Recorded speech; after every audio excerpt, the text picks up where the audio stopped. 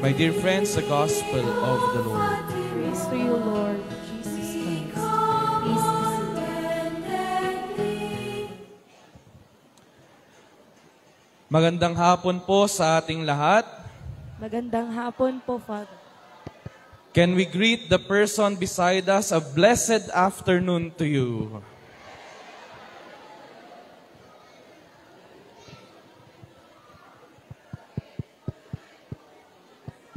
When Father Crispin asked me to celebrate the Mass, sa totoo lang parang ayoko. When I was asked to celebrate a novena, the novena as we prepare for the Feast of Santo Niño, parang ayoko. And this is because I have a very personal story when we speak about the image of Santo Niño.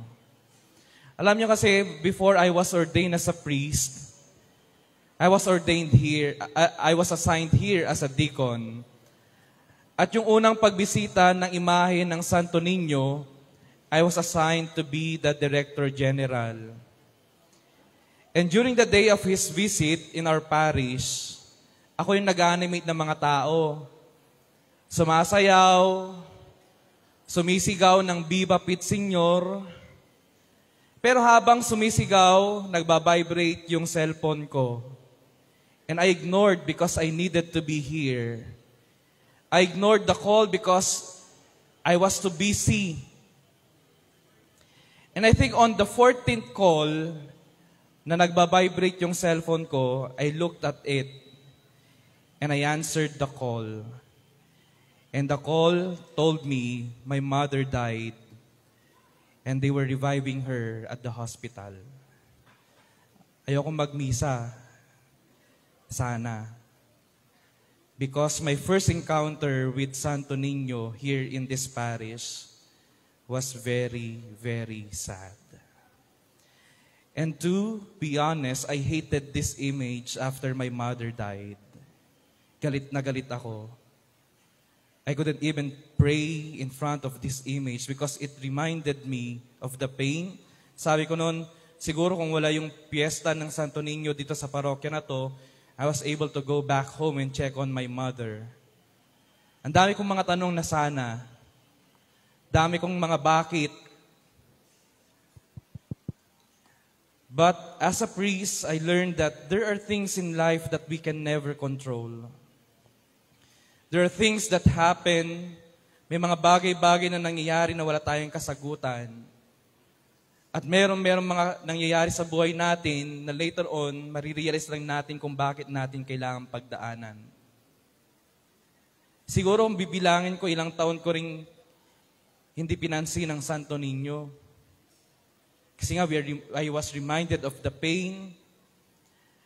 I was begging the Lord na kahit man lang sana isa sa mga magulang ko would be there during my ordination, pero wala. I was ordained as a priest, as an orphan, huli lang lubos na naging pari. Pero ano niya natutunan ko bilang isang pari, and from the image of Santo Niño itself, Jesus encourages every one of us to have that childlike kind of faith. Kasi di ba kapag bata, nagpapaubaya lang. Kapag bata, nagtitiwala. Kaya try nating subuan mo yung bata ng bato. The child will swallow that stone because the child trusts us. Pero alam niyo, yung pagtitiwala na meron dapat tayo, kapag sinabi nating Viva Pit Señor, hindi ibig sabihin magiging madali ang buhay.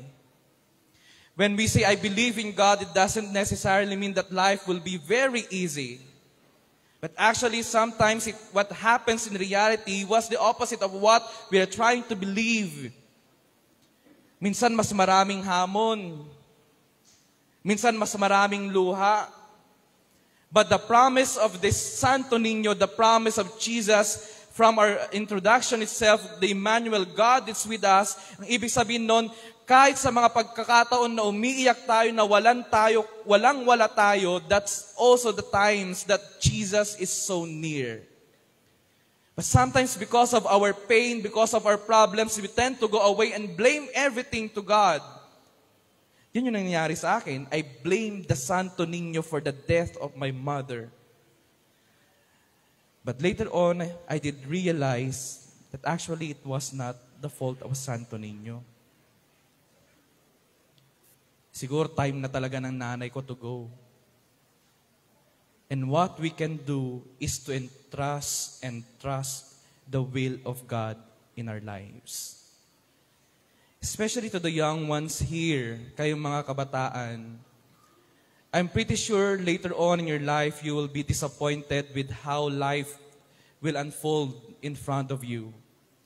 We have our dreams, aspirations, pangarap sa buhay, sana ganito, sana ganyan. Pero I tell you, there will come a time at meron tayong mga pagkakataon na yung mga pangarap na yan mababasag dahil may ibang plano yung Diyos para sa inyo. At yun yung mga pagkakataon ng hirap magtiwala at magpaubaya. When we come to see our dreams and aspirations broken in front of us, yun yung nakakatakot kasi. Pero yung pangako ng Diyos, I will be there with you no matter what happens in your life. Akala kasi natin, nandiyan lang yung Diyos kapag masaya tayo. Pero hindi. The Lord is even there even when we are grieving, crying, and so down because of the things that are happening around us. So ngayon, naalala ko pa rin, every time I see the image of the Santo Niño, masakit pa rin. I'm still reminded of my own pain, of my own grief, of my what-ifs, and what-not.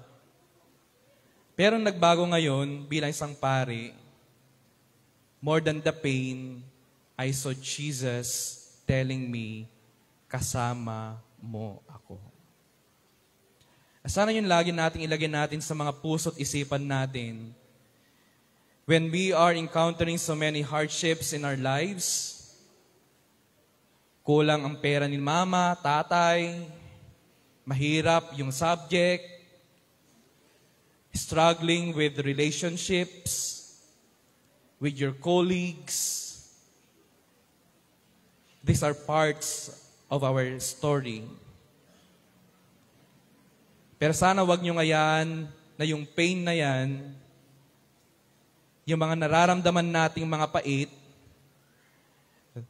let's not allow these things to blind us from the unfailing love of God in our lives. Siguro it is normal for us to go away from Him once in a while. Tatakbo, lalayo, dahil natakot, nasaktan. But in my own story, I tell you, kahit gaano pa tayo tatakbo at magagalit sa Kanya, the Lord will never get tired of following and running just to meet us once again. Tatakbo man tayo, habulin tayo ng labis-labis na pagmamahal ng Diyos.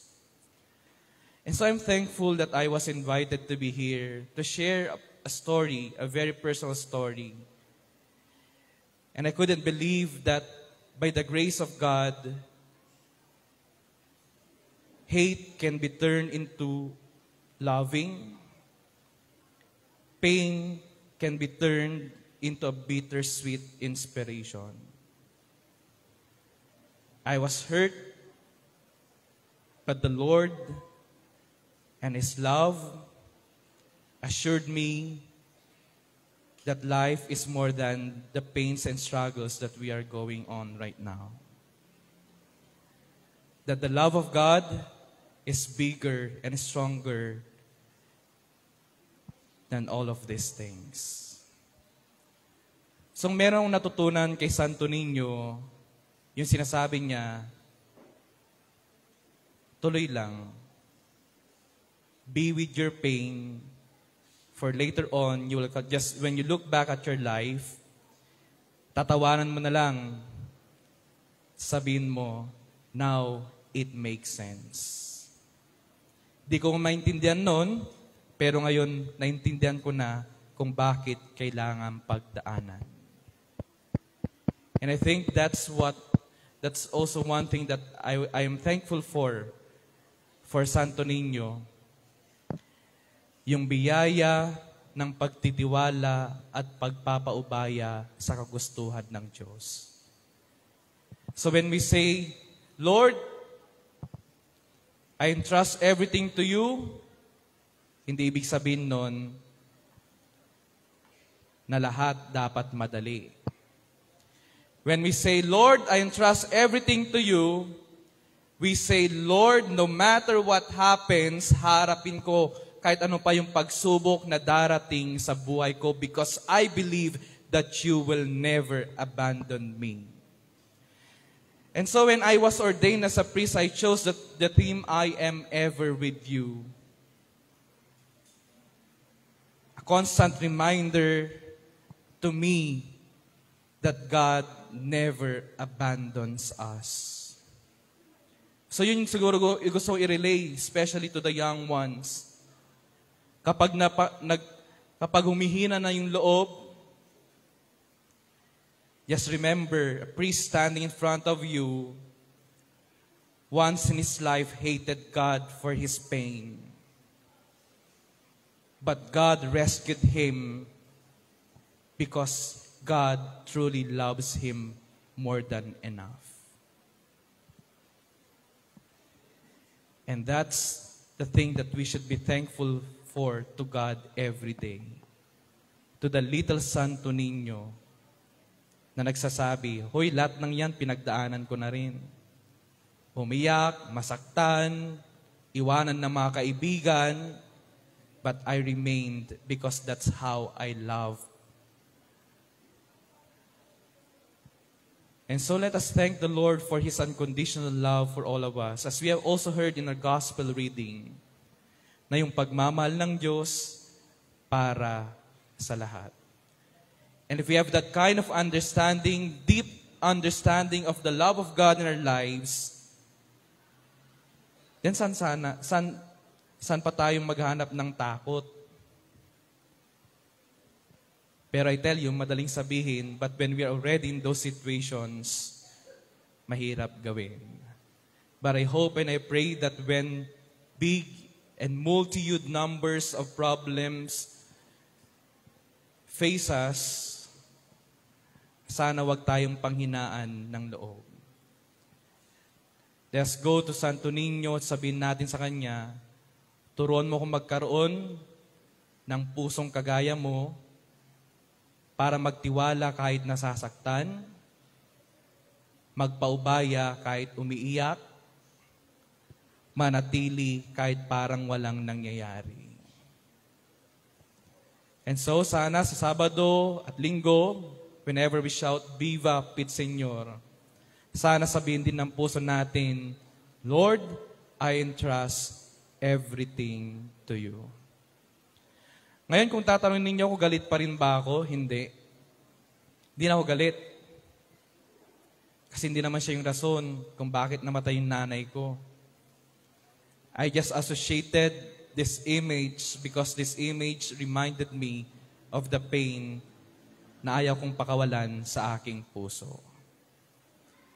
Ayaw kasing pakawalan yung mga pangarap sa sariling buhay ko, especially when God told me, I have other plans for you.